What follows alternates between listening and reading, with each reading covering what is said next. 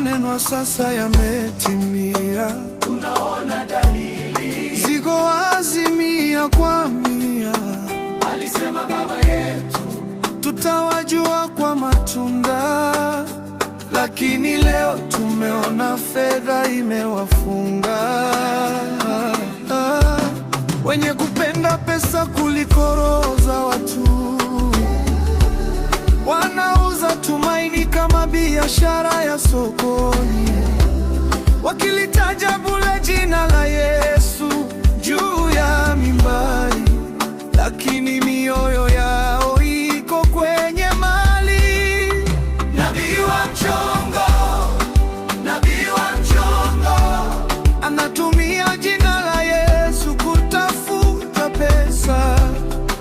nabii wa mchongo, nabii wa mchongo, Siyo roho, malengo yake ni pesa, ni pesa. nabii wa mchongo, Oh, nabii wa mchongo, anaahidi miujiza ili mfunge mifuko.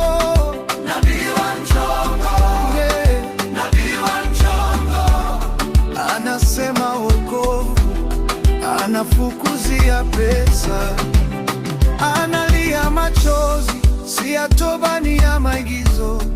Anakuahidi baraka, akitazama bahasha.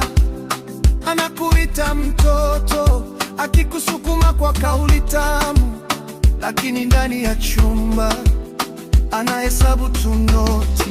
Tunaona dalili, hatudanganywi.